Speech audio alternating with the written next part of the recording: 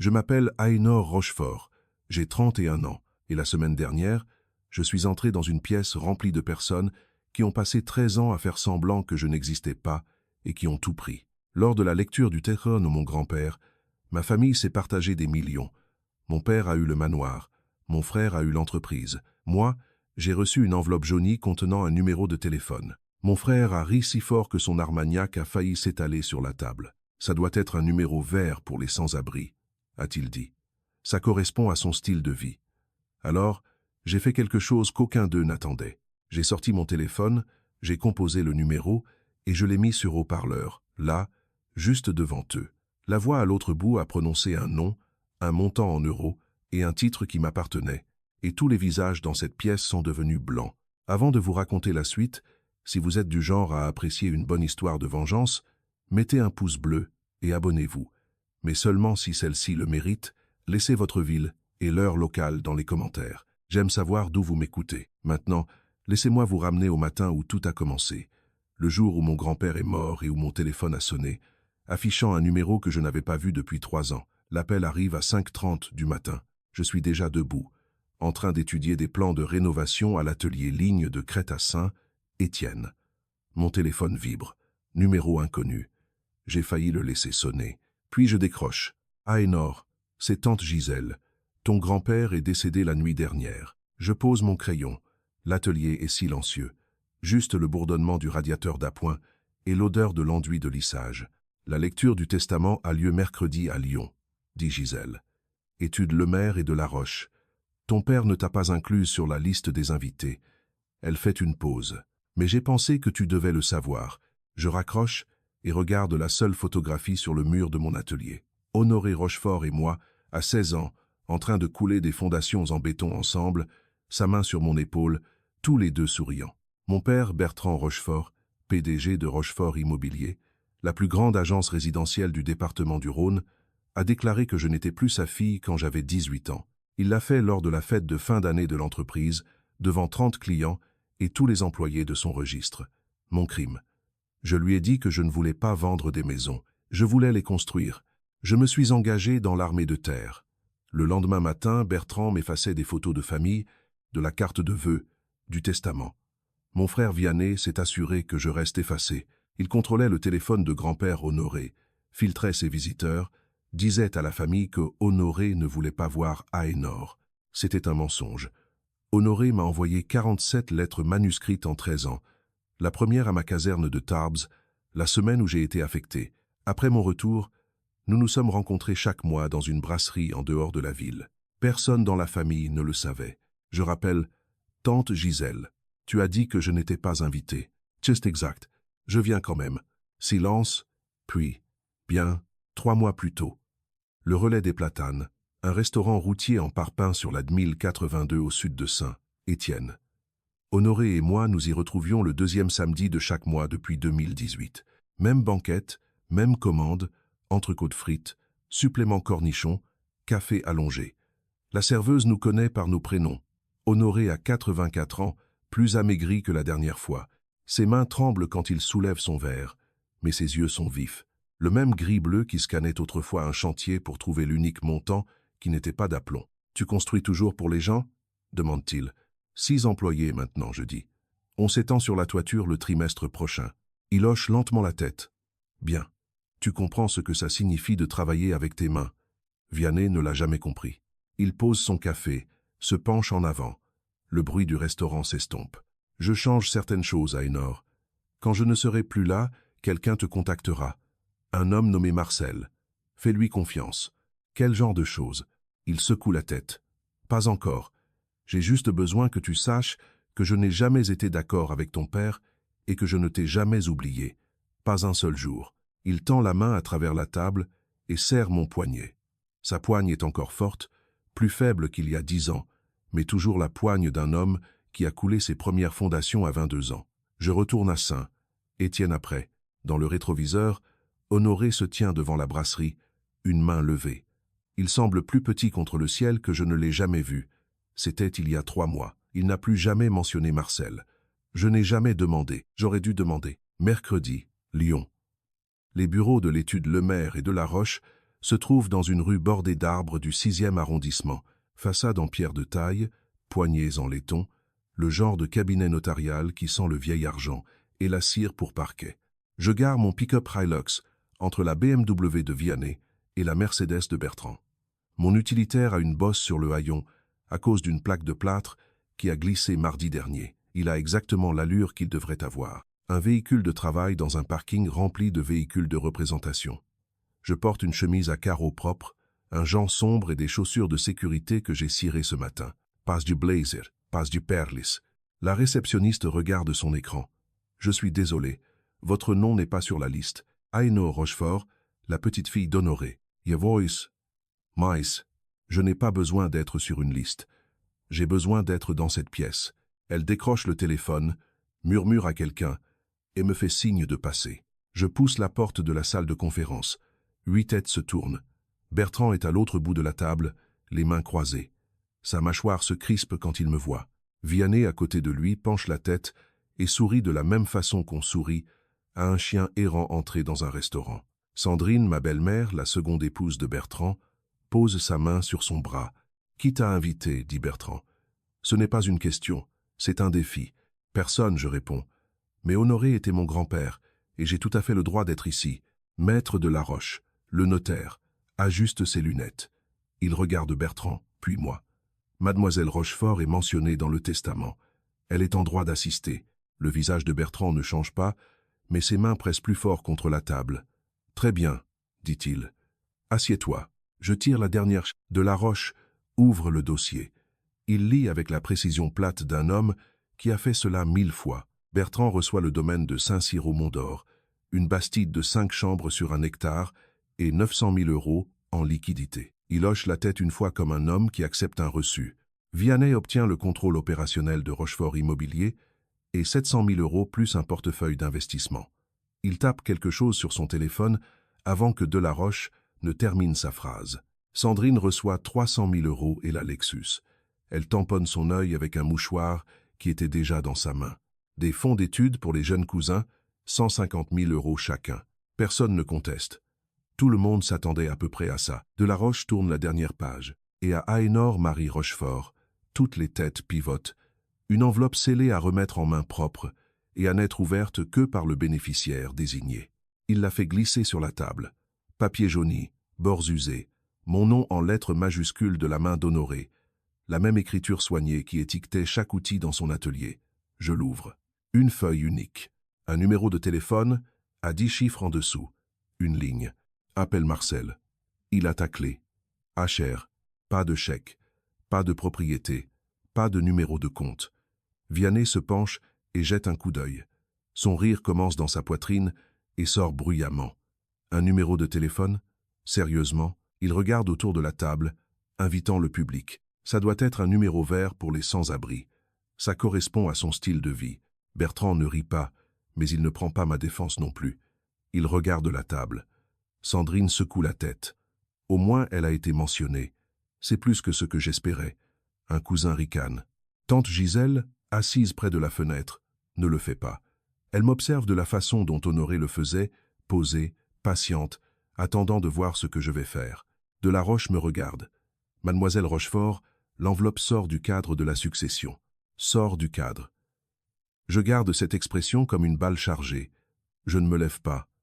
Je ne m'excuse pas. Je sors mon téléphone de ma poche, le pose à plat sur la table en acajou, et je commence à composer.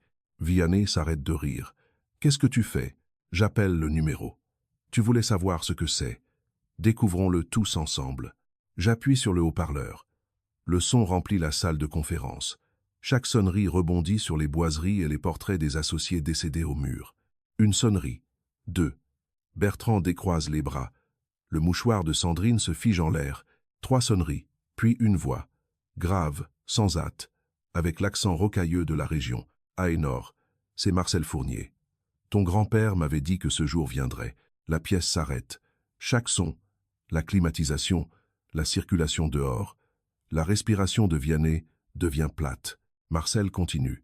Je détiens tous les documents de la SAS, Rochefort Investissement, une société qu'Honoré a créée en 2014. Tu es l'unique présidente successeur en vertu des statuts de l'entreprise. Valeur estimée actuelle des actifs, environ 42 millions d'euros. Personne ne bouge. Le chiffre flotte dans l'air comme de la fumée. Vianney pose son verre d'Armagnac si lentement qu'il ne fait aucun bruit. Sa main tremble. Bertrand fixe le téléphone comme s'il venait de parler une langue qu'il ne reconnaît pas. La bouche de Sandrine s'ouvre. Rien n'en sort. Delaroche retire ses lunettes. Tante Gisèle ferme les yeux et sourit presque. « Merci, Marcel. » Je dis. « Je viendrai te voir demain matin. » Je mets fin à l'appel. Ramasse mon téléphone.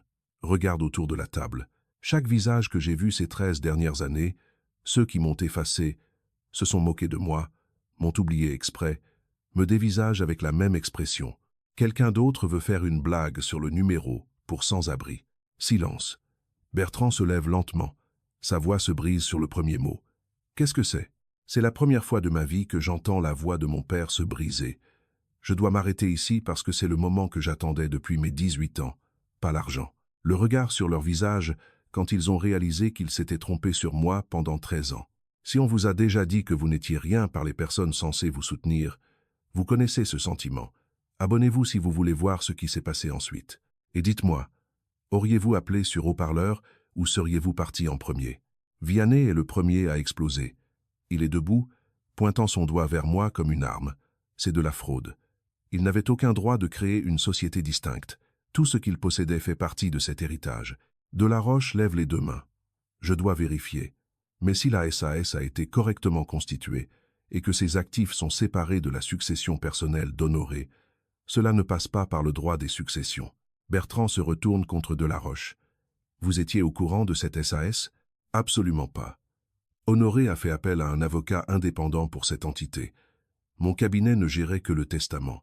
Vianney fait les 100 pas derrière sa chaise. 42 millions. Rochefort Immobilier en vaut 15. Peut être 18. Vous êtes en train de me dire que mon grand-père a siphonné de l'argent dans une société écran pour elle? Rien n'a été siphonné. Je dis, ma voix est calme et plate. Le ton que j'ai appris en appelant les coordonnées d'une évacuation sanitaire sous le feu ennemi. Donner les faits, omettre les émotions. Honoré a bâti Rochefort Investissement avec ses capitaux personnels, des acquisitions foncières, du développement immobilier commercial, de manière totalement distincte de Rochefort Immobilier. Et tu savais tout ça? La voix de Bertrand a un nouveau tranchant. Fin, dangereux. Je l'ai découvert il y a 3 minutes, en même temps que tout le monde. Sandrine attrape la manche de Bertrand. Bertrand, calme-toi. Il se dégage brusquement. Tais-toi. La pièce tressaille. C'est Bertrand Rochefort, contrôlé en public, volcanique en privé. Le masque vient de tomber. Delaroche parle avec prudence.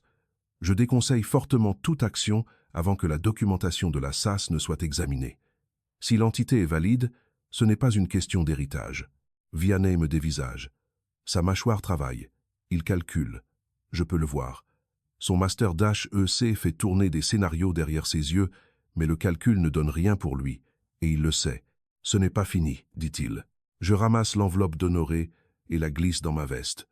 Non, je suis d'accord, ça ne fait que commencer. Le parking est lumineux et silencieux. La chaleur de Lyon s'élève de l'asphalte. Je suis en train de déverrouiller mon pick-up quand Bertrand apparaît derrière moi.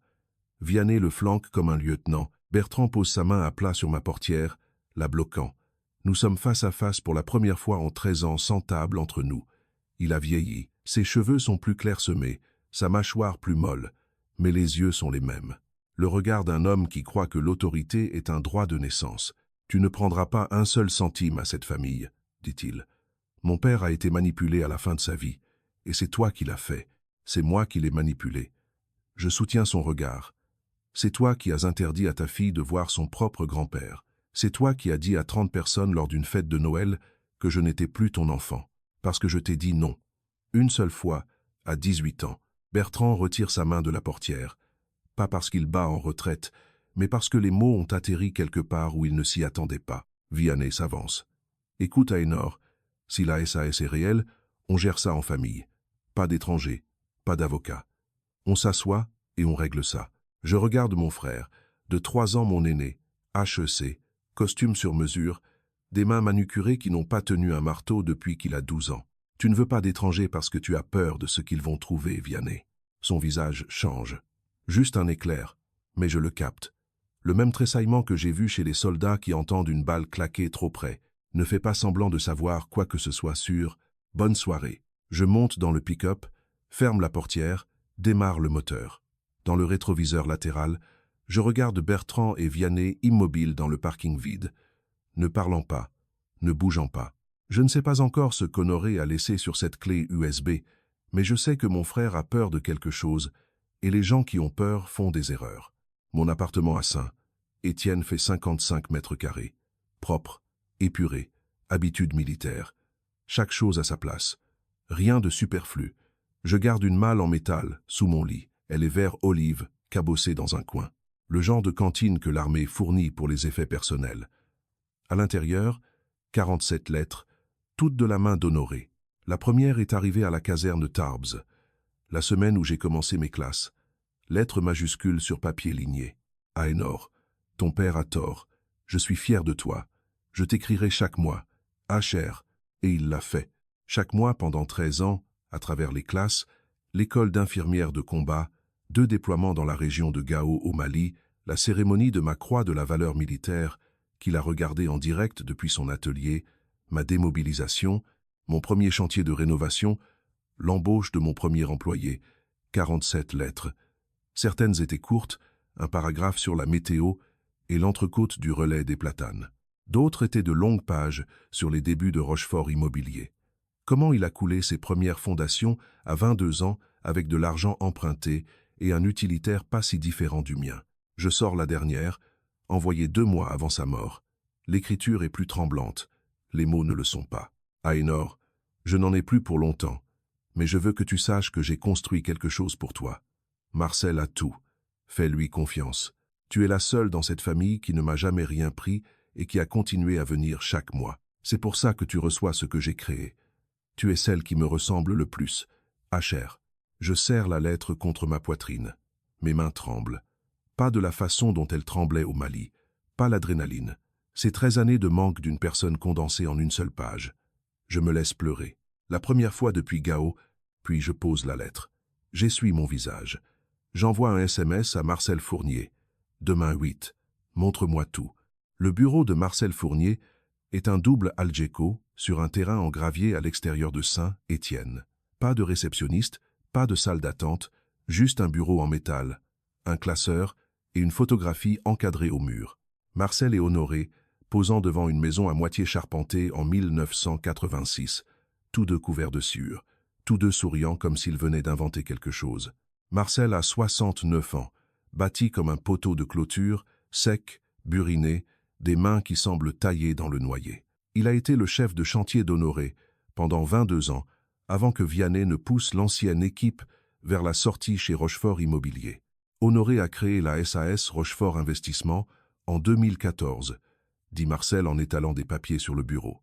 Il a utilisé ses propres capitaux, de l'argent qu'il avait gardé séparé de Rochefort Immobilier pendant des décennies, des économies personnelles, des premiers investissements fonciers, quelques opérations commerciales qu'il gérait à côté, aucun fonds de l'entreprise, aucun chevauchement. Les statuts font 12 pages. Mon nom apparaît à la page 3. Aénor Marie Rochefort, présidente successeur. La signature d'Honoré, celle de Marcel comme témoin, notarié. Quand Honoré décède, la propriété te revient automatiquement selon la clause de succession. Pas de passage chez le notaire, pas de tribunal. C'est un contrat d'affaires, pas un testament. Pourquoi ne pas m'avoir simplement mise sur le testament? Parce que Bertrand l'aurait contesté. Il peut contester un testament. Il ne peut pas contester un contrat d'affaires auquel il ne faisait pas partie. Honoré pensait avec 3 coups d'avance. Je tourne la page vers le résumé des actifs. 12 propriétés commerciales réparties sur 4 départements. 135 hectares de terrain constructible. Portefeuille d'investissement. Valeur estimée totale, 42 millions d'euros. Je pose les papiers. Je respire. Marcel fouille dans le tiroir de son bureau et en sort une clé USB. Noire, toute simple, sans étiquette. Honoré m'a demandé de garder ça.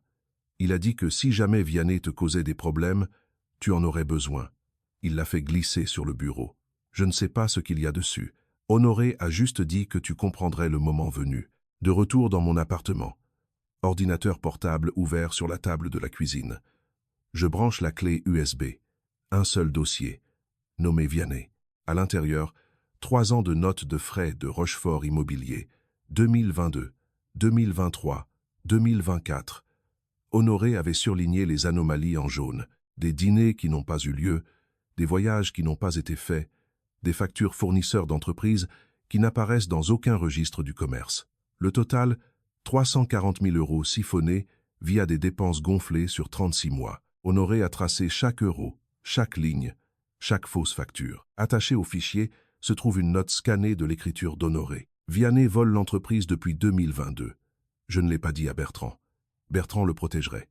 Si Vianney bloque le chemin d'Aénor, elle pourra utiliser ça. Pas pour des menaces, pour négocier.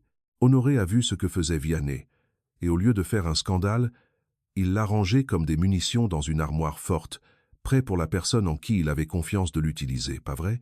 Je ferme l'ordinateur et je m'assois dans le noir. Mon téléphone vibre. Le nom de Vianney sur l'écran. J'ai engagé une équipe de contentieux, dit-il. Sa voix est tendue, trop répétée. Nous allons contester la SAS. Honoré avait 84 ans. Des antécédents de déclin cognitif, nous allons la faire annuler. Il avait 73 ans quand il l'a créé, Vianney. Assez vif pour bâtir un portefeuille de 42 millions d'euros sans que personne dans la famille ne s'en aperçoive. Silence. Et Vianney, fais très attention à ce que tu creuses, parce que je peux creuser, moi aussi. La ligne coupe. Je regarde l'ordinateur. Le dossier nommé Vianney brille sur l'écran noir. Honoré m'a donné une grenade. La question est de savoir si je dégoupille ou si je la pose sur la table et que je laisse mon frère la regarder. Tante Gisèle m'appelle à 20 et 1 ce soir-là. Ils sont réunis chez Bertrand en ce moment même. Tu n'es pas invité. Surprise. Qu'est-ce qu'il prépare? Bertrand veut dépenser 100 000 € pour un grand cabinet, le maire, associé, pour contester la SAS sur le motif d'altération des facultés mentales. Vianney construit une chronologie du prétendu déclin cognitif d'Honoré, et Sandrine a dit à toute la pièce qu'Honoré était influencé par Aénor pendant ses visites privées. Je m'appuie contre le mur de la cuisine. Le radiateur cliquette. Ils disent que je lui ai lavé le cerveau. C'est ça le récit. Vianney est celui qui insiste le plus. Il a dit à tout le monde que tu n'avais pas d'argent pour un vrai avocat et que tu craquerais sous la pression judiciaire. Ses mots exacts étaient « Elle répare des toits. Elle ne comprend rien au contentieux. » Je ris presque. J'ai été sous-estimé par des gens qui pointaient des fusils sur moi. Un homme dans un costume sur mesure de chez Charvet ne va pas me déstabiliser. Gisèle, merci de m'avoir appelé pour tout ça. Honoré m'avait demandé de veiller sur toi. Je tiens ma promesse. Après avoir raccroché, j'ouvre à nouveau mon ordinateur. Le dossier Vianney, 340 000 €. Évaluation de capacité mentale. J'aurais besoin de ça. Honoré avait mentionné un médecin dans l'une de ses lettres. Je retrouve la lettre de 2022. J'ai eu mon bilan avec le docteur Amélie Leroy hier. Elle dit que je suis plus vif que la plupart des gens de 60 ans. Je lui ai dit que c'est parce que je ne m'assois pas derrière un bureau. J'envoie un SMS à Marcel. Honoré a-t-il passé des évaluations de capacité mentale officielles? La réponse arrive en 2 minutes. 2. 2014 et 2022. Docteur Amélie Leroy. Toutes les deux impeccables. Honoré a prépayé des honoraires avec Maître Claire Delmas à Lyon pour toi. Elle attend ton appel. Honoré pensait avec 3 coups d'avance. À chaque fois, je prends le téléphone et compose le numéro de Claire Delmas. Mademoiselle Rochefort, dit-elle. Je vous attendais. Claire Delmas a 52 ans, associée dans son propre cabinet, et elle ne gaspille pas ses mots. Son bureau est près de la place Bellecour, bureau en verre, 2 chaises, pas d'œuvre d'art au mur. Elle gère les choses de manière épurée. Honoré m'a engagé il y a 2 ans, dit-elle en feuilletant les statuts de la société. Il a payé l'intégralité des honoraires d'avance. Il m'a dit que sa petite fille aurait besoin d'un avocat d'affaires le moment venu. Elle lit pendant 3 minutes sans parler. Puis elle lève les yeux. C'est inattaquable. Honoré a utilisé Richard Moreau, l'un des meilleurs avocats en droit des affaires de la région. La clause de présidence par succession est sans ambiguïté. L'entité est correctement constituée, financée séparément et possède son propre historique fiscal. Bertrand ne peut pas contester cela via le droit des successions parce que ça ne fait pas partie de l'héritage. Et concernant l'argument de la capacité mentale, Honoré a complété 2 évaluations cognitives indépendantes, en 2014 et 2022. Docteur Amélie Leroy, neurologue reconnue, aucun lien familial. Les 2 évaluations sont impeccables. Si Vianney plaide l'altération des facultés, ces documents mettront fin à l'affaire dès l'audience préliminaire. Elle prend la clé USB. Je l'avais apportée dans une enveloppe scellée. Elle la branche, lit pendant 5 minutes. 340 000 € de fausses notes de frais. C'est de l'abus de biens sociaux et du détournement de fonds. Je sais. Si Vianney attaque votre SAS, vous pouvez contre-attaquer ou vous pouvez l'utiliser comme moyen de pression dans une négociation privée. Les 2 sont légaux. Je ne veux pas envoyer mon frère en prison. Alors utilisez-le pour avoir une place à la table. S'il recule, vous gardez le dossier. S'il insiste, vous frappez plus fort. Je veux rencontrer toute la famille. Samedi, dans la maison d'Honoré. Je vais finir ça moi-même. Claire lève un sourcil. Sans moi, sans personne. C'est entre eux et moi. Mais je veux que vous soyez sur numéro abrégé si ça tourne mal. Elle hoche la tête. Honoré m'avait dit que vous géreriez les choses comme ça. Jeudi soir, Vianney appelle. Sa voix a changé. Plus froide, plus calculée. Il a été coaché. Je veux que tu comprennes quelque chose, Aénor. Si nous portons ça devant les tribunaux, tu seras assise face à le maire, associé, 15 avocats, une équipe d'expertise comptable, des témoins experts sur le déclin cognitif. Il fait une pause pour les faits. Tu diriges une équipe de rénovation. Tu n'as pas les ressources pour ce combat. Ce que j'ai, je réponds, c'est une croix de la valeur militaire. 2 missions au Mali, une petite entreprise que j'ai bâtie avec un utilitaire et une ceinture à outils, et le fait documenté que j'étais la seule personne de cette famille qui rendait visite à Honoré chaque mois pendant 13 ans, pendant que tu contrôlais son téléphone pour m'en éloigner. La ligne est si silencieuse que je peux entendre sa climatisation tourner. Il pivote, plus doux maintenant, la voix de la négociation, celle qu'il utilise avec les clients. Écoute, on est une famille. Divisons la SAS à 50 sur 50. Tu prends la moitié, on prend la moitié. C'est équitable. Tu veux me parler d'équité? Toi, la personne qui a bloqué le numéro de grand-père sur mon téléphone, qui lui disait que je ne voulais pas le voir quand j'appelais toutes les semaines. Tu ne peux pas le prouver. Tu es sûr de ça, Vianney? Un silence assez long pour entendre le tic-tac d'une horloge. J'ai négocié sous des tirs de mortier. Je lui dis, il va falloir que tu fasses mieux qu'un coup de téléphone. Je raccroche. Je pose le téléphone. Mes mains sont stables. J'ai appris il y a longtemps que les gens qui crient le plus fort sont généralement ceux qui ont la position la plus faible. Vianney ne crie plus. Il calcule, mais il calcule avec une main perdante. Et quelque part derrière ce vernis d'Esch EC, il commence à s'en rendre compte. Vendredi soir, 20-0. Je revois les dossiers des biens immobiliers à la table de ma cuisine quand on frappe à la porte. Je regarde dans le Judas. Bertrand Rochefort, seul. Pas de Vianney, pas de Sandrine. J'ouvre la porte. Il entre sans y être invité. L'habitude d'un homme qui a possédé chaque pièce dans laquelle il est entré pendant 30 ans, ses yeux balayent mon appartement. La petite cuisine, les papiers sur la table, l'unique photo d'Honoré au mur au-dessus du canapé. Il fixe la photographie. Sa mâchoire se crispe. Mon père ne savait pas ce qu'il faisait quand il a monté cette SAS, dit-il. Il avait 73 ans. Il était vulnérable. Il avait 73 ans et il montait une entreprise de 42 millions d'euros sans qu'aucun de vous ne le remarque. Ce n'est pas de la vulnérabilité, c'est de la précision. Bertrand se tourne pour me faire face. Tu as abandonné cette famille. Tu as rejoint l'armée. Tu as tourné le dos à tout ce que j'avais construit. Je t'ai tourné le dos parce que tu m'as dit que ma seule valeur était d'être assise derrière un bureau dans ton agence et de faire ce qu'on me disait de faire. Et quand j'ai dit non, tu m'as effacé. Il fait un demi-pas en arrière. Pas par peur, par l'impact.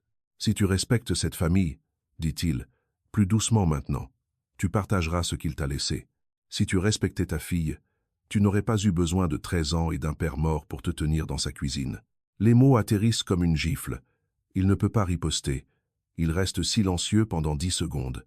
Puis il marche vers la porte. Il ne la claque pas. Il la ferme doucement, la façon dont un homme ferme quelque chose qu'il sait ne jamais pouvoir ouvrir. Je reste seul dans ma cuisine. La photographie d'Honoré observe depuis le mur. J'envoie un SMS à Claire Delmas. Samedi, maison d'Honoré, 14h. J'y mets un terme. Samedi matin. La conversation de groupe familial où je n'ai jamais été ajouté. Gisèle m'envoie une capture d'écran. Vianney a été très occupé. Il a déposé le recours avec le maire, associé, 50 000 € d'avance. Encore 50 000 engagés sur l'héritage de Bertrand. Son message à la famille: nous prouverons qu'Honoré manquait de capacité cognitive lors de la création de la SAS en 2014. Ainor a manipulé un vieil homme vulnérable lors de visites privées non supervisées. Nous ferons dissoudre cette entité. Sandrine ajoute sa contribution. Honoré aimait cette famille tout entière. Il n'aurait pas voulu de division. Ainor est en train de détruire ce qu'il a bâti. Je lis ça dans mon pick-up garé devant l'Algeco de Marcel. Je pourrais me sentir en colère. Au lieu de ça, je me sens lucide. C'est ce que fait l'entraînement au combat. Quand les enjeux deviennent assez élevés, le bruit disparaît et tout ce qu'on voit, c'est le prochain mouvement. J'appelle Claire Delmas. J'apporte des copies des 2 évaluations de capacité à la maison cet après-midi et la clé USB. J'espère ne pas en avoir besoin, mais si Vianney franchit la ligne, je le ferai. Honoré a fait faire au docteur Leroy 2 bilans neurologiques complets. Les 2 sont exhaustifs. L'argument de Vianney ne survivra pas à une audience préliminaire. Et les notes de frais. 340 000 € de détournement prouvé. Si Vianney vous attaque, ça devient une plainte au pénal. S'il ne le fait pas, c'est un moyen de pression. Je vais gérer ça dans la pièce. Soyez juste joignable au téléphone. Vous êtes sûr de ne pas vouloir que je sois là? Je suis entré dans des pièces bien plus dures que le salon de mon père. Claire fait une pause. Honoré m'avait dit que vous diriez exactement ça. Je passe par Saint-Cyr sur le chemin. La maison d'Honoré. La maison de Bertrand maintenant. Le drapeau tricolore flotte toujours sur le porche. L'atelier à l'arrière est sombre. Je serai à l'intérieur de cette maison dans 4 heures. Et cette fois, personne ne me demandera de partir. Samedi est là, et je suis sur le point de franchir la porte de la maison de mon grand-père. La maison dont mon père a hérité. La maison dont j'ai été banni pendant 13 ans. Et d'en finir. Pas avec des avocats, pas avec des disputes, avec des documents et la vérité. Si on vous a déjà jeté d'une pièce, et que vous y êtes rentré plus fort, cette partie est pour vous. Restez avec moi. Et si cette histoire vous tient en haleine, partagez-la avec quelqu'un qui a vécu la même chose. 14-0. Saint-Cyr-au-Mont-d'Or. La maison est exactement comme elle l'était quand Honoré était en vie. Colonne blanche, terrasse enveloppante, magnolia bordant l'allée. Bertrand garde l'extérieur parfait. L'intérieur est une autre histoire. Le salon contient 10 personnes. Bertrand a pris le fauteuil près de la cheminée, le fauteuil d'Honoré. Vianney se tient près du manteau, un verre d'Armagnac à la main, sa veste de costume toujours sur lui. Chloé, la femme de Vianney, est assise sur la causeuse, les chevilles croisées et son téléphone sur les genoux. Sandrine dispose le thé sur le buffet, jouant la maîtresse de maison comme elle le fait toujours, s'assurant que la représentation de la normalité continue, même quand la maison est en feu. Tante Gisèle est assise près du couloir. 2 oncles et un cousin occupent les chaises restantes. Ils pensent que je suis venu pour céder. Je peux le lire dans la posture de Vianney, détendu, confiant, la façon dont un homme se tient quand il pense que l'issue est déjà décidée. Bertrand murmure à Sandrine. Elle reculera quand elle verra le dépôt de plainte. Je franchis la porte d'entrée seule. Pas de Claire, pas de Marcel, juste moi. Une chemise cartonnée sous le bras et une clé USB dans la poche de ma veste. Vianney se redresse. Pas d'avocat aujourd'hui. Je n'ai pas besoin d'un avocat pour parler à ma famille. Je pose le dossier sur la table basse. Je ne m'assois pas. Rester debout est un choix. On contrôle la pièce en restant sur ses pieds. Bertrand parle le premier. Avant que tu ne dises quoi que ce soit, nous avons mandaté le maire, associé. Le recours a été déposé. Nous contestons la SAS pour motif d'altération des facultés mentales. Il le dit comme un verdict. Je hoche la tête. Je sais. Et je suis ici pour vous aider à éviter la plus grande erreur de votre vie. Le sourire narquois de Vianney s'efface d'un cran. Pas assez. Pas encore. J'ouvre la chemise. Je place 2 documents sur la table, côte à côte. Ceci est le statut de la SAS Rochefort Investissement, enregistré en 2014. Honoré Rochefort, président. Ainor Rochefort, présidente successeur, notarié, juridiquement contraignant. Je le fais glisser vers Vianney. Il n'y touche pas. Et voici 2 évaluations cognitives indépendantes réalisées par le docteur Amélie Leroy, neurologue reconnu, aucun lien familial. L'une de 2014 au moment de la création de la SAS, l'autre de 2022. Les 2 confirment qu'Honoré avait l'intégralité de ses facultés mentales. Je les pose à côté des statuts. 3 documents. La pièce est silencieuse. La SAS ne fait pas partie de la succession d'Honoré. Elle ne passe pas par un notaire. Elle ne peut pas être contestée par le droit de l'héritage. C'est un contrat d'affaires, et j'en suis la successeur désignée.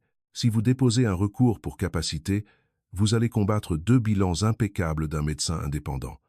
Maître Claire Delmas me dit que votre affaire ne passera même pas l'audience préliminaire. La mâchoire de Vianney travaille. Les yeux de Bertrand passent des documents à moi, puis reviennent. Honoré était manipulé. Commence Vianney.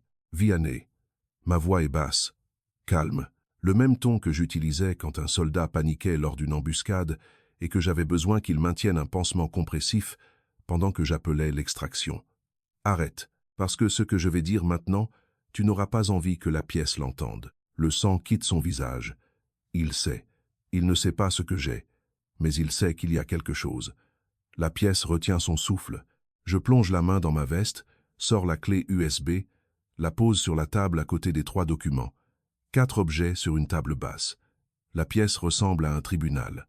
Une seule chance, je dis. Retire la plainte avant que je n'ouvre ça.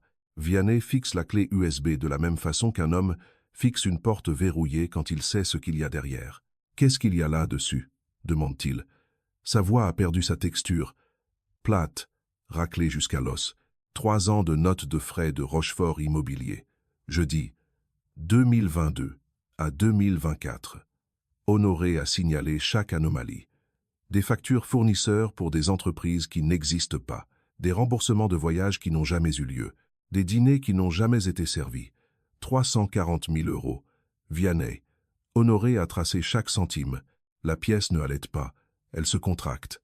Bertrand se tourne vers Vianney. Tu as pris de l'argent de l'entreprise. C'était des dépenses d'exploitation légitimes. 340 000 €. La voix de Bertrand atteint un registre que je ne lui ai jamais entendu. L'incrédulité fissurant des décennies de contrôle. Chloé ferme les yeux. Ses mains serrent si fort son téléphone que la coque craque. Je pourrais donner ça à la police, je dis. De l'abus de biens sociaux dans une entreprise familiale. C'est un délit pénal en France. Mais je ne vais pas le faire parce que Noré ne le voulait pas. Je laisse le silence agir. Voici ce que je propose.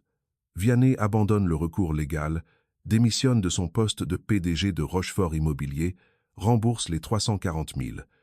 Un plan d'échelonnement me va. Personne ne va au tribunal. Personne ne va en prison. Nous réglons ça en famille.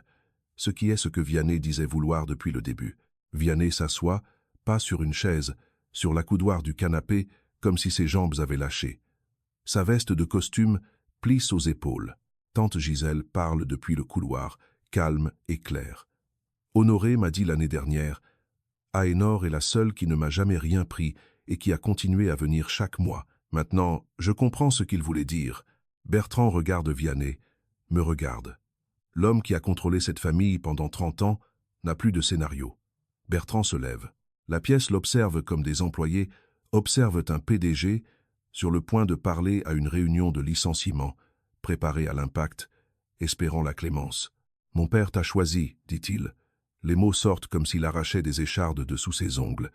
Au-dessus de moi, au-dessus de Vianney.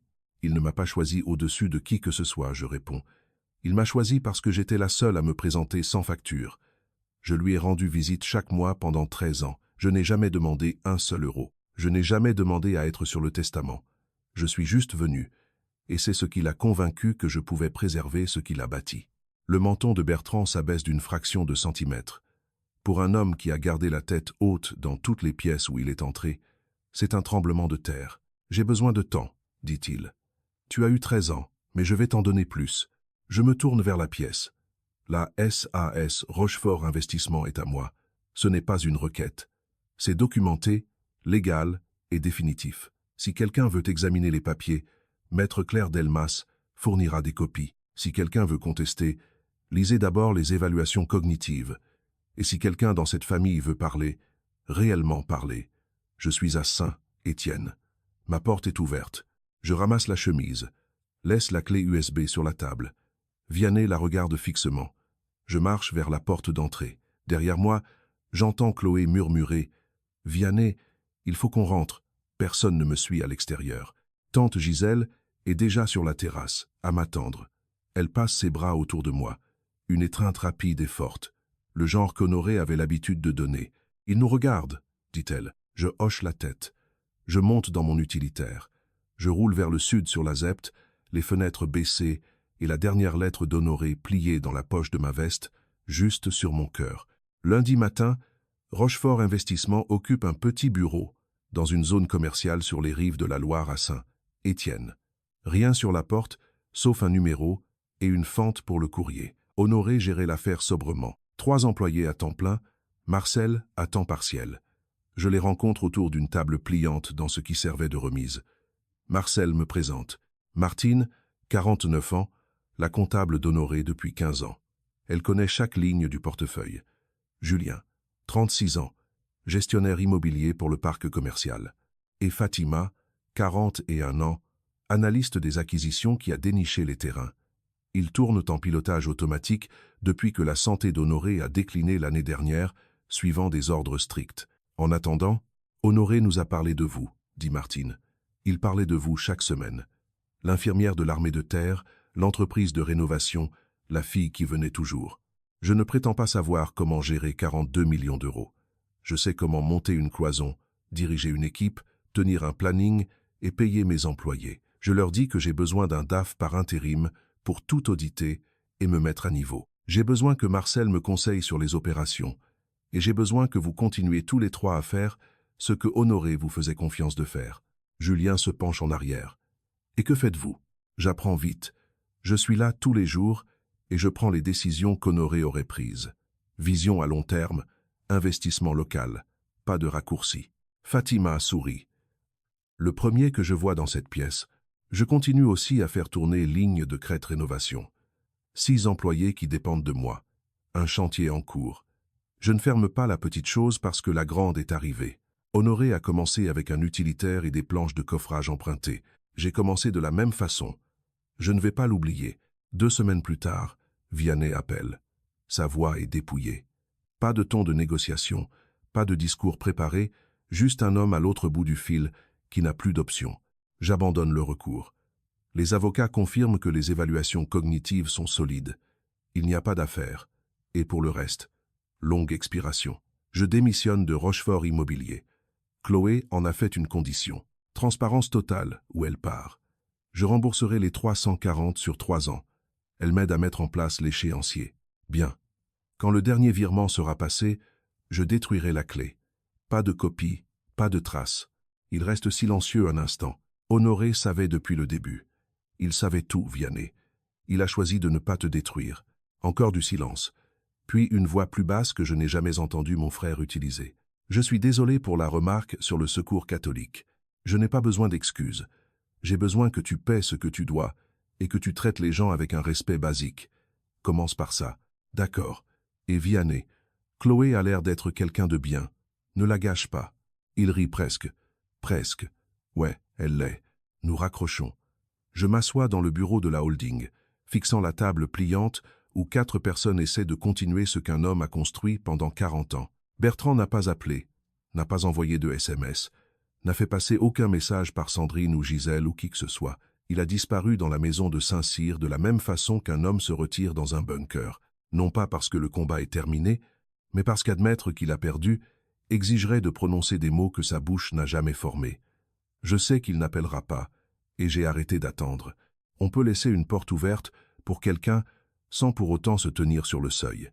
C'est fixer une limite. C'est aussi se respecter soi-même. Marcel m'apporte une liste. 4 noms. Des gens en qui Honoré avait confiance. Des gens que Vianney a licenciés de Rochefort Immobilier lors de sa restructuration il y a 3 ans. La vraie raison, ils étaient loyaux envers Honoré, pas envers Vianney. Quiconque aurait pu remarquer les irrégularités de dépenses devait partir. Pierrot, 58 ans, chef de chantier, 22 ans avec Honoré, licencié par email un mardi. Je l'appelle en premier. Honoré m'avait dit qu'il y aurait un jour comme celui-ci, dit Pierrot. J'attends depuis 3 ans. Je suis désolé que ça ait pris autant de temps. Ne le soyez pas. Je suis juste heureux que ce soit vous. Martine travaillait déjà pour la holding en arrière-plan, mais Pierrot en amène 2 autres, un superviseur de site et un responsable des achats, tous 2 poussés vers la sortie par Vianney. Le vendredi, Rochefort Investissement compte 7 employés autour de cette table pliante. J'achète une vraie table de conférence. Rien d'extravagant. Du chêne de récupération. La même essence qu'Honoré utilisait dans son atelier. Je dirige la première réunion d'équipe. 7 visages qui me regardent, en attente. Voici ce que je sais. Je dis, Honoré a construit cette entreprise pour durer. Il a choisi des gens qui construisent des choses, pas des gens qui prennent des choses. C'est pourquoi vous êtes là. Je n'ai pas encore toutes les réponses, mais je sais comment me présenter, poser les bonnes questions et prendre des décisions basées sur ce que j'ai devant moi. Honoré m'a appris ça avec de la sueur et de la patience. Pierrot lève sa tasse de café à la santé d'Honoré. La pièce lève la sienne. Ce n'est pas un toast de conseil d'administration. C'est une tradition de chantier, celle où on boit du mauvais café dans un thermos et où on se remet au travail. Honoré aurait aimé. 3 mois plus tard, les chiffres ne mentent pas, même quand les familles le font. Vianney a démissionné de Rochefort Immobilier. Le conseil a embauché une PDG externe, une femme nommée Karine, venant d'une agence de Grenoble. L'entreprise s'est stabilisée, mais l'élan est retombé. L'héritage de 700 000 € de Vianney fond, 50 000 € de frais juridiques pour le maire, associés pour un recours qui n'est jamais allé au tribunal, et le premier versement trimestriel des 340 000 de remboursement, 28 000 € en transfert automatique. Chloé l'a forcé à le mettre en place comme ça. Elle a déposé une demande de séparation de biens la même semaine. Vianney est en thérapie. Bertrand a dépensé 90 000 € en consultation juridique avant qu'on ne lui dise qu'il n'y avait rien à plaider. La maison de Saint-Cyr coûte 15 000 € par mois en entretien, impôts et assurances. Ces 900 000 € sont une horloge qui tourne. Sandrine a trouvé un emploi dans une agence immobilière à Écully. Secrétaire, niveau débutant, premier salaire en 15 ans. Elle a dit à tante Gisèle qu'elle se sentait terrifiée. Eh bien, je pourrais ressentir quelque chose par rapport à ça. Je choisis de ne pas le faire. Chez Rochefort Investissement, 3 projets de développement sont dans les temps. La DAF que j'ai embauchée, une femme nommée Élodie Mays, qui a passé 20 ans dans un fonds de placement immobilier à Lyon, a terminé son audit et a dit la même chose que tout le monde n'arrête pas de dire. Honoré a bien construit tout ça. Les fondations sont solides. Je me suis inscrite à une formation de 12 semaines en gestion opérationnelle en ligne. Pas un cursus HEC. Une boîte à outils pratique pour quelqu'un qui sait construire une maison, mais qui apprend à construire une entreprise. Chaque samedi matin, je suis toujours sur un chantier de ligne de crête à 6 heures du matin. Casque de chantier, ceinture à outils, mettre ruban dans la poche arrière. L'équipe ne m'appelle pas Madame la PDG, il m'appelle la patronne. 4 mois après la lecture du testament, Sandrine demande à me voir. Nous nous asseyons dans un café de la rue de la République, un terrain neutre. Elle porte des chaussures plates au lieu de talons, aucun bijou à part son alliance. Elle commande un café noir, ce qui est nouveau. Elle commandait des lattes avec 2 modifications et une plainte. « Je te dois une conversation honnête », dit-elle. Pas une tournée d'excuses, juste la vérité. Jatens. Je savais ce que faisait Bertrand quand il t'a coupé les vivres. Je l'ai regardé faire. Je me suis dit que c'était entre lui et toi, que je ne devais pas m'en mêler. Elle serre ses mains autour de la tasse. La vérité, c'est qu'à chaque fois que Bertrand te repoussait un peu plus, ma part de la famille s'agrandissait. Je ne l'ai pas planifié, mais je ne l'ai pas arrêté non plus. Non, tu ne l'as pas fait. Je travaille maintenant. C'est la première fois depuis que Bertrand et moi sommes mariés. Niveau débutant. Je réponds au téléphone et trie le courrier. Elle le dit sans s'apitoyer sur son sort. C'est juste un fait. Bertrand n'est pas sorti de la maison depuis 3 semaines. Il reste assis dans le bureau d'Honoré toute la journée. Il ne mange pas beaucoup, il ne parle pas. Je ne peux pas l'aider, Sandrine. Il doit vouloir s'aider lui-même. Je sais. Elle prend une gorgée. Si j'ai besoin d'une référence pour un autre emploi plus tard, tu m'en écrirais une. La question me surprend. Pas parce qu'elle a demandé, mais parce qu'il a fallu du courage pour le faire. Oui, je dis. Pas parce que j'ai oublié ce qui s'est passé, mais parce que je ne vais pas me transformer en ce que cette famille a essayé de faire de moi. Elle hoche la tête, se lève, laisse un billet de 5 € sur la table et sort. Ce n'est pas une réconciliation. Ce n'est pas le pardon, mais c'est le premier échange honnête que j'ai avec un membre de la maison de mon père en 13 ans. Je m'en contente. 5 mois, le premier projet que j'ai validé sous ma propre autorité, le domaine d'Honoré, 32 logements abordables, plus des locaux commerciaux au rez-de-chaussée à Saint-Étienne. Le terrain était déjà dans le portefeuille de la holding. Honoré l'a acheté en 2018. Il avait agrafé une note à l'acte de propriété. C'est ici que nous avons commencé. Construit quelque chose où les gens peuvent réellement vivre, Je me tiens sur le terrain à Septzero un samedi matin. Casque de chantier, chaussures de sécurité, un jeu de plans roulé sous le bras. Pierrot marche sur le périmètre avec moi, soulignant le niveau, les angles de drainage, la meilleure orientation pour la lumière naturelle. Honoré voulait faire ça il y a 5 ans, dit Pierrot. Vianney a dit que les marges étaient trop faibles. Honoré a mis le projet de côté. Honoré n'est plus mis de côté. Pierrot donne un coup de pied dans une motte de terre et sourit. Non, patronne. Nous parcourons tout le terrain.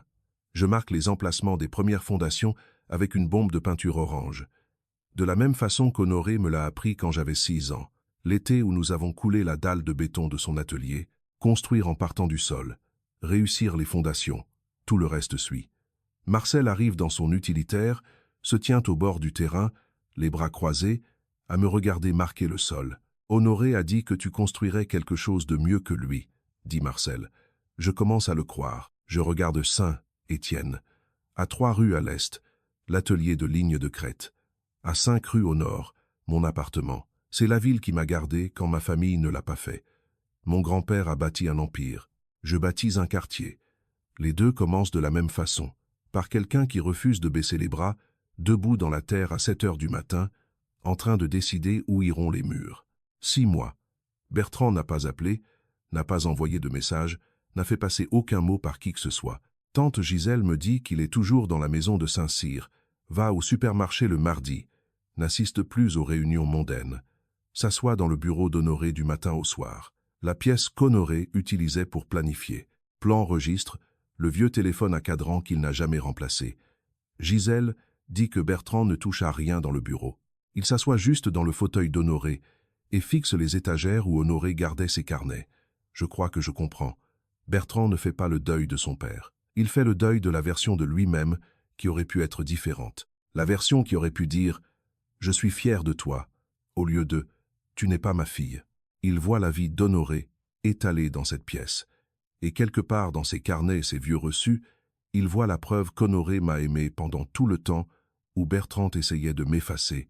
C'est la chose la plus difficile qu'un homme dominateur puisse affronter. La preuve que son contrôle n'a pas fonctionné. Je passe en voiture devant Saint-Cyr un soir. La fenêtre du bureau brille d'une lumière chaude contre la brique sombre. Je ralentis un instant. Je pense à me garer dans l'allée, frapper à la porte, dire quelque chose, n'importe quoi pour combler le fossé. Je ne m'arrête pas. J'ai appris quelque chose au Mali qui s'applique ici. On ne peut pas sauver quelqu'un qui ne signale pas qu'il a besoin d'aide. On peut laisser la porte ouverte. On peut s'assurer qu'ils savent où on est. Mais on ne peut pas porter une personne hors d'une pièce où elle a choisi de rester assise. Bertrand sait où j'habite. Il connaît mon numéro. La porte est ouverte. Je continue de rouler. Vers le sud sur la 47, retour à Saint-Étienne. Retour aux fondations qui sont déjà en train d'être coulées. 1 an plus tard. Le grand repas de fin d'année, mais pas à Saint-Cyr. J'ai reçu à l'atelier ligne de crête. Nous avons poussé les établis contre les murs et installé une longue table fabriquée avec les restes de bois du chantier du domaine d'Honoré. Du pain brood de sciage, poncé juste assez pour éviter les échardes, teinté en noyer foncé car c'est ce qu'Honoré aurait choisi. Des guirlandes lumineuses pendent des poutres du plafond, le radiateur d'appoint bourdonne dans le coin. Des chaises dépareillées sorties de la remise. Pas de porcelaine, des assiettes en carton et de vrais couverts. Un compromis avec lequel je suis à l'aise. La liste des invités. Marcel, Martine, Pierrot, Fatima, Julien, mes 6 employés de chantier. Tante Gisèle, qui a apporté une tarte aux pommes et une bouteille de bon vin. 13 personnes. Aucune d'elles ne porte mon nom de famille. Toutes ont choisi d'être ici. Puis un véhicule se gare à l'extérieur. Pas un véhicule que je reconnais. La portière s'ouvre. Vianney en sort seul. Il tient une bouteille de vin et se tient à l'entrée de l'atelier comme un homme qui n'est pas sûr que la porte soit pour lui. « Je ne sais pas si je suis le bienvenu, dit-il. Tu es là. » Je dis « Entre ». J'approche une chaise pliante supplémentaire. Vianney s'assoit entre Marcel et Pierrot, 2 hommes qu'il a licenciés il y a 3 ans. Personne ne le mentionne. Pierrot lui tend une assiette. Marcel lui sert du café. « Tu sais câbler une boîte de dérivation ?» demande Marcel. « Non », répond Vianney. « Alors tu es de corvée de vaisselle ce soir. » La table rit. C'est bruyant, brut et vrai. Le son de personnes qui travaillent de leurs mains et qui ne jouent pas un rôle les unes pour les autres. Bertrand ne vient pas. Personne ne le mentionne non plus. Mais tante Gisèle serre ma main sous la table et murmure « Honoré aurait adoré cette table. Elle a raison. Cette table est plus petite que la salle à manger des Rochefort. Plus bruyante, meilleure. Chaque place a été méritée. Après que tout le monde soit parti, je conduis jusqu'à Saint-Cyr. Pas vers la maison, vers l'atelier. Le portail latéral n'est pas verrouillé. Bertrand ne vient jamais ici. L'atelier est à Honoré. Il l'a toujours été. Il le sera toujours. Je tire la chaînette de la lampe. Une seule ampoule, jaune et chaude. La pièce se remplit. Des copeaux de cèdre sur le sol. Des rabots sur le panneau perforé. Un tour à bois sous une bâche en toile. L'établi, 2,50 m de chêne usée et lisse aux endroits où les avant-bras d'Honoré se sont reposés pendant 40 ans. Je m'assois sur son tabouret. Le métal est froid. L'atelier a la même odeur que lui. Cèdre, huile de lin, le café du thermos qu'il gardait sur l'étagère. Je m'adresse à vous maintenant. Quiconque écoute, dans une voiture, au lit, pendant une pause déjeuner, où que vous soyez. Je n'ai pas raconté cette histoire pour me vanter de 42 millions. Cet argent est une responsabilité que je porte chaque jour. C'est la paix de 13 personnes et un quartier construit de zéro. J'échangerai chaque euro pour qu'Honoré soit assis sur ce tabouret à ma place, à me montrer comment lire le grain d'une planche pour que la teinte prenne correctement. Mais il m'a laissé quelque chose que l'argent ne peut pas mesurer. Il m'a laissé la preuve que quelqu'un a cru en moi quand le reste du monde, quand mon propre père a décidé que je n'étais rien. 47 lettres, une chaque mois, pendant 13 ans. C'est ça le véritable héritage. Si vous êtes assis quelque part en ce moment et que les gens qui devraient vous aimer ont décidé que vous n'étiez pas assez bien, je ne vais pas vous promettre un coup de téléphone valant 42 millions, mais je vais vous dire ce qu'Honoré m'a appris. N'attendez pas une place à leur table. Construisez la vôtre. Le bois est juste là. Les outils sont dans vos mains. Commencez. Alors, voici où j'en suis. Après la lecture du testament, le haut-parleur, la confrontation et 6 mois de silence de mon père, je vis selon 3 règles. Je les ai écrites sur une fiche Bristol et je l'ai épinglée au mur de mon atelier, juste à côté de la photographie d'Honoré. 1. Je ne demande pas la permission d'exister. S'ils ne m'invitent pas, je viens quand même. S'ils ne font pas de place, je reste debout. Ma présence n'est pas négociable. 2. Je ne laisse personne utiliser mon passé, l'armée, l'éloignement, les années passées à être effacées, comme une raison pour rejeter mon futur. Ce passé m'a façonné. Chaque déploiement, chaque rénovation, chaque lettre qu'Honoré a envoyée à un soldat qui n'était plus censé exister. 3. Je garde la porte ouverte, mais je ne cours après personne pour qu'il la franchisse. Bertrand sait où je suis. S'il franchit cette porte, je serai là. Mais je n'attendrai pas sur le seuil. Attendre n'est pas une force. La patience en est une. Il y a une différence. Honoré ne m'a pas laissé 42 millions d'euros. Il m'a laissé 47 lettres, un atelier plein d'outils, et la certitude inébranlable qu'une personne a cru que je valais la peine qu'on mise tout sur moi. L'argent est un outil. Cette conviction est l'héritage. Je pose ma main à plat sur l'établi. Le chêne est frais et lisse, usé pour former une vallée peu profonde où les mains d'Honoré se sont reposées 10 000 fois. Ma paume s'y adapte exactement. Merci, grand-père. Je tire la chaînette. La lumière s'éteint. Je fais glisser la porte de l'atelier pour la fermer. Je traverse les graviers jusqu'à mon utilitaire. L'autoroute A47 s'étire vers le sud, en direction de Saint-Étienne, où les fondations du domaine d'Honoré durcissent dans le froid de novembre, et 13 personnes m'attendent pour le lundi matin. Je tourne la clé. Le moteur s'élance. Mes mains sur le volant sont stables. C'est mon histoire. Si elle vous a touché quelque part de façon authentique, si vous êtes déjà entré dans une pièce où personne ne voulait de vous et que vous avez refusé de partir, parlez-moi dans les commentaires et répondez à ceci. Si quelqu'un vous tendait une enveloppe avec un numéro de téléphone et disait que c'était une blague, appelleriez-vous sur haut-parleur sur le champ ou attendriez-vous? Tapez haut-parleur ou attendre. Je suis curieuse. Abonnez-vous si vous êtes nouveau. Consultez la description pour plus de détails. Merci d'être resté jusqu'à la fin. Honoré vous aurait bien aimé.